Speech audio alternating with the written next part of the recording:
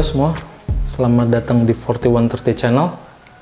Semoga kita semua selalu dalam keadaan sehat. Meskipun aku sekarang lagi agak kurang bonafit, tapi gak apa-apa lah ya. Kita ngobrol-ngobrol dikit. Hari ini aku pengen ngobrolin soal motorcycling and me. Kenapa? Karena aku ngerasa motorcycling atau kehidupan bermotor itu udah jadi bagian yang besar banget dari kehidupanku lah ya. Dan to an extent ini juga dapat dari bermotor. Tapi nggak apa-apa, kita akan ngomongin soal itu sebentar lagi. Aku masih ingat banget, mungkin sekitar tahun 90-an something, pertama kali aku dikenalkan dengan motor. Dan setelah itu motor bener-bener sesuatu ya yang aku nggak bisa lepas sama sekali. Aku bener-bener addicted. Semua ups and downs aku jalanin bersama motor. Memang sepanjang kehidupanku bermotor ada banyak banget motor yang udah pernah aku punyain, udah pernah aku cobain, dan masing-masing itu membawa kesenangan dan kebahagiaan sendiri-sendiri. Dari 2 tak, 4 tak, 1 silinder, 2 silinder, 3 silinder, 4 silinder, dengan berbagai macam konfigurasi ya. Ada yang parallel twin, V, inline 4, dan segala macam. Kayak aku bilang, semua motor itu punya kesenangan sendiri, keasikan sendiri-sendiri. Tapi di balik itu juga mereka punya satu persamaan. Satu hal yang mereka semua punya, yaitu resiko yang sama, bahwa apabila kita tidak benar-benar in control, kesemua motor itu akan membawa kegembiraan menjadi kesedihan atau membawa duka lah gitu ya. Aku punya banyak banget kisah sedih bersama motor, dan bahkan mungkin bisa dikatakan bahwa flip side dari semua kebahagiaan ini yaitu kesedihan lah ya. Misalnya bisa jadi karena crash atau karena satu dan lain hal lah gitu ya. Itu adalah bagian yang tidak bisa dipisahkan dari kehidupan bermotor. Jadi bahkan bisa dibilang bahwa crash itu bukan, it's not a matter of if, but it's a matter of when. Jadi bukan apakah nanti akan crash, pertanyaannya bukan itu. Pertanyaannya adalah kapankah aku akan crash, gitu ya. Jadi sebagian besar orang lah, sebagian besar motorcyclist pasti pernah crash.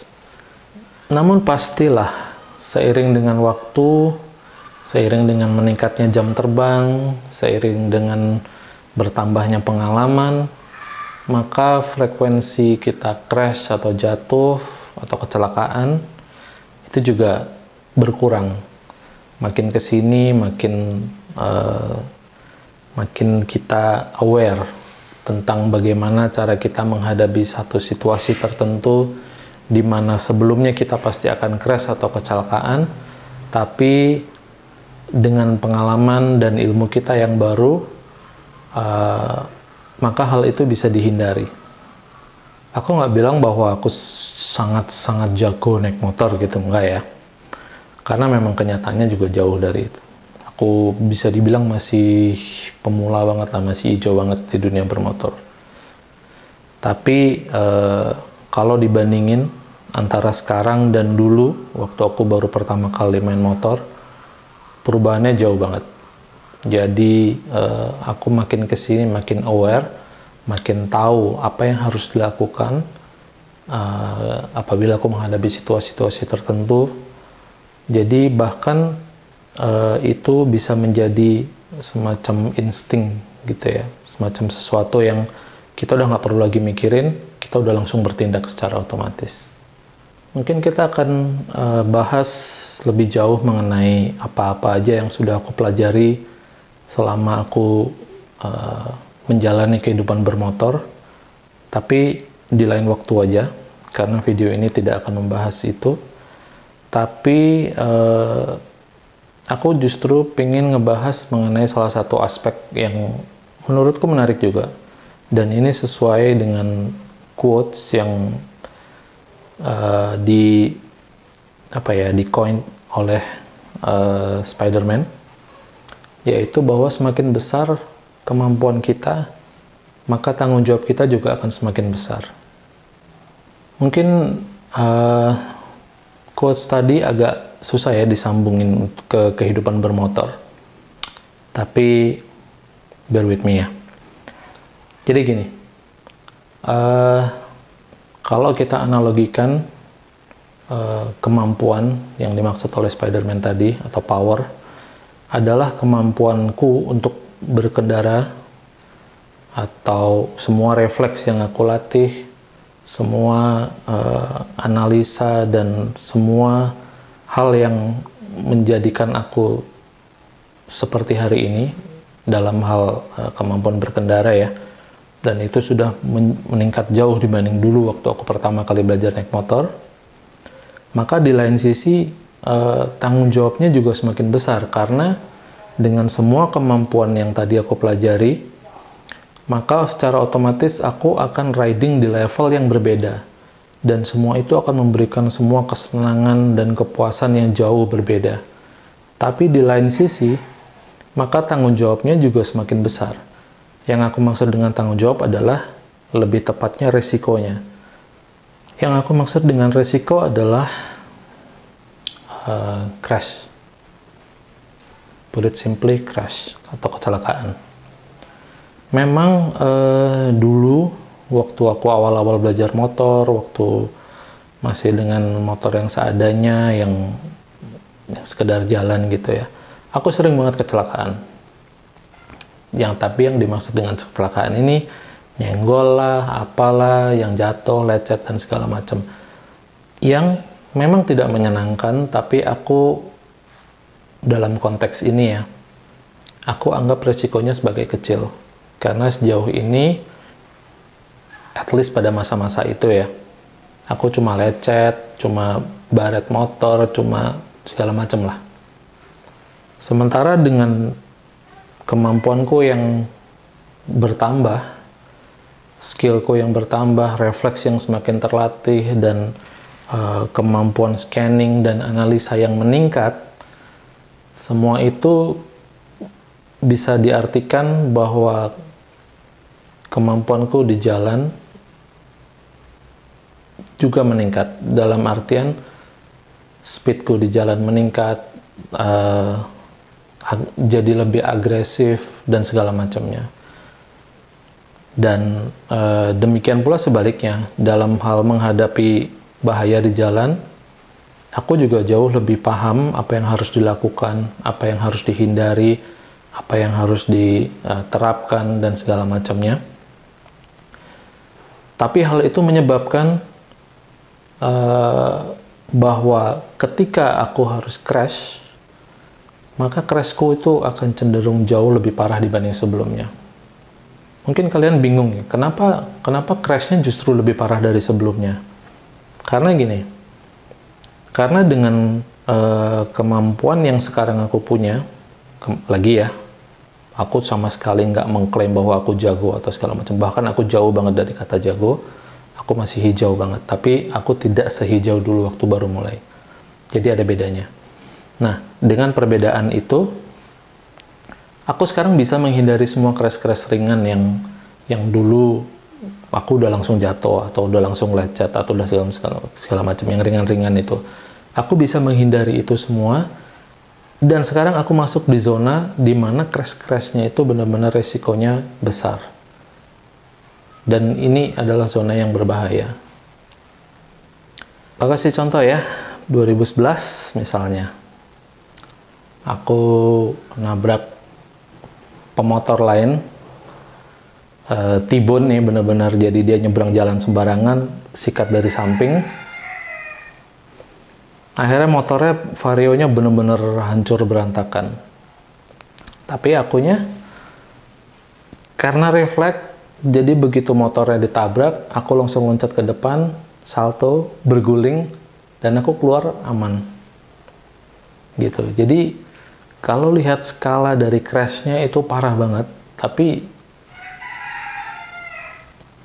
aku bisa keluar dari situasi itu relatively oke.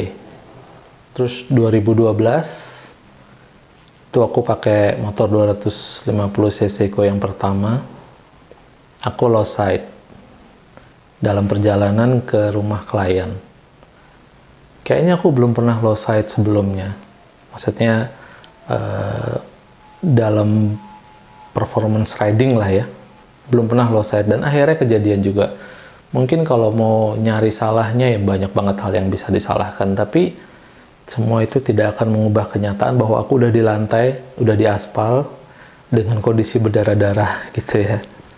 Atau mungkin contoh yang lebih hardcore lagi, 2017.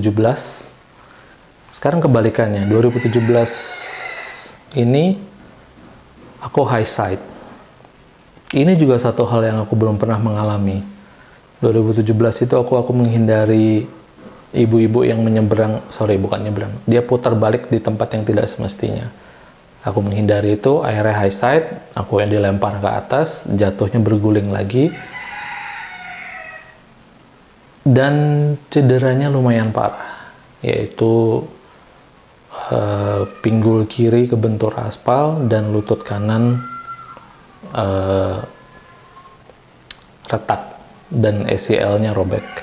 Atau mungkin 2018 crash yang menurutku yang paling parah ya sebelum yang ini, dan itu mungkin detailnya kita bahas lain hari aja. Tapi secara efektif crash 2018 itu benar-benar mengandu apa yang aku benerin di 2017, dan akhirnya ini crash terbaru 2021. Mudah-mudahan ini yang terakhir.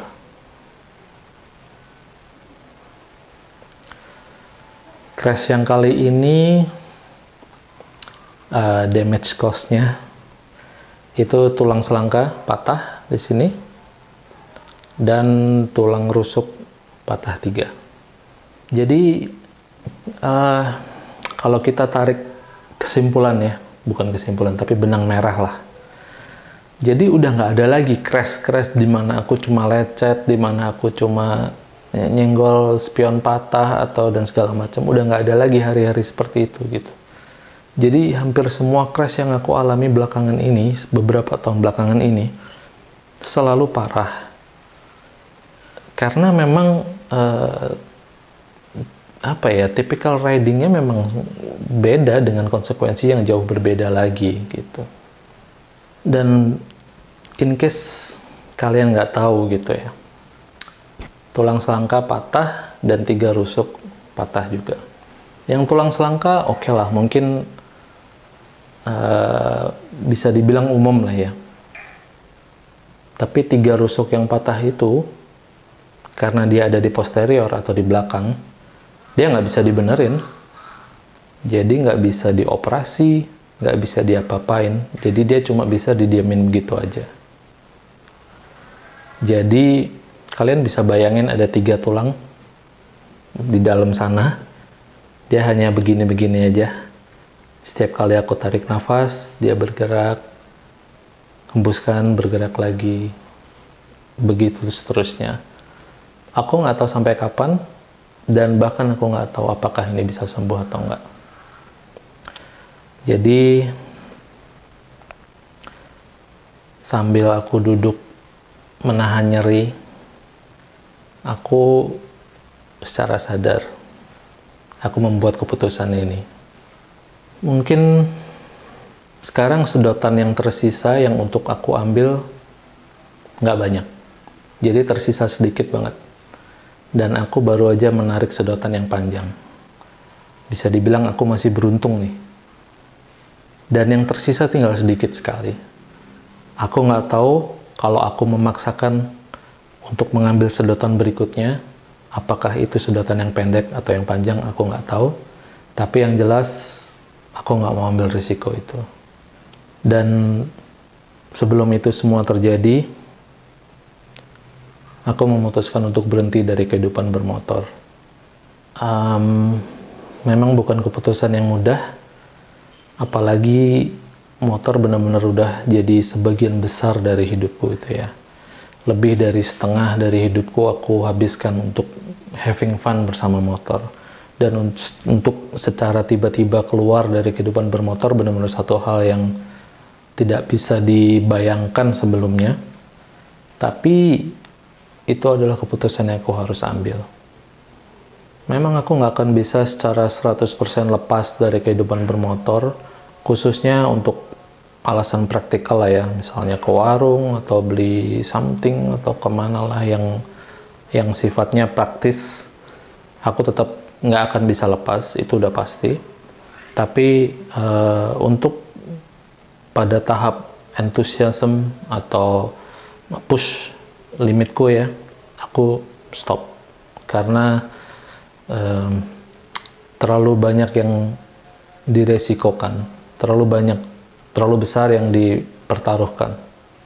Aku mungkin akan tetap berkecimpung di dunia motor, itu udah pasti.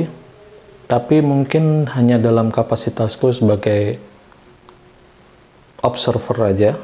Jadi mengamati atau melihat-lihat aja. Dan mungkin nggak lebih dari itu.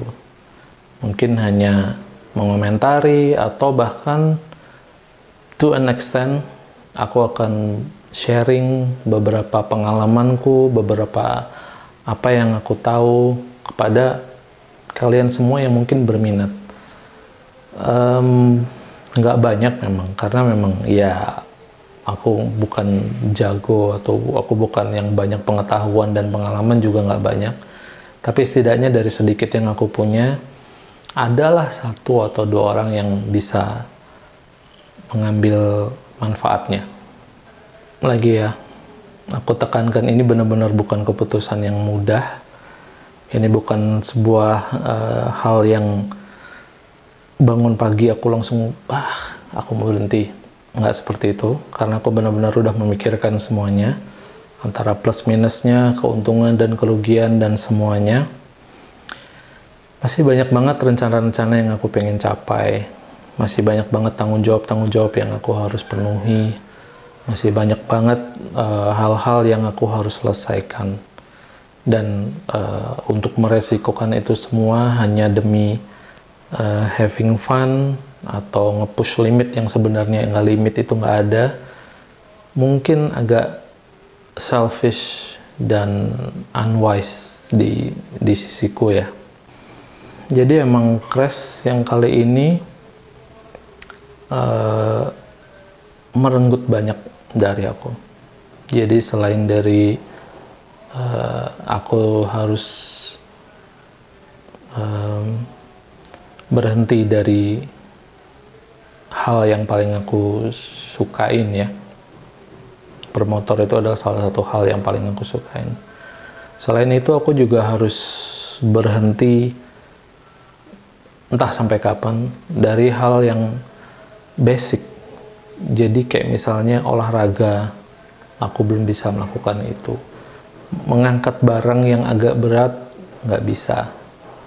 Sesimpel untuk batuk, bersin, dan ketawa pun itu sudah memberikan rasa sakit buat aku.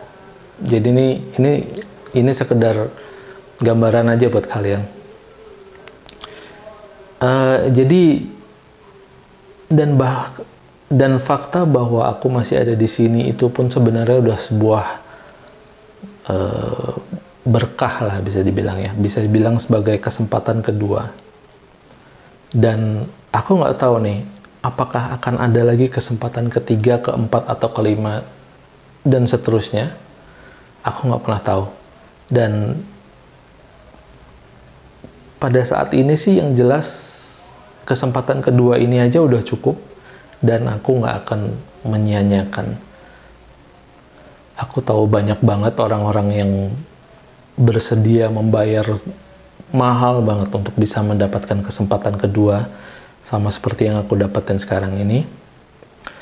Dan kalau harga yang harus aku bayar hanya harus berhenti dari hal yang aku sukain, man, it's a no-brainer. Aku nggak akan mikir dua kali. Itu adalah hal yang bisa diputuskan simple banget, langsung. Gitu ya.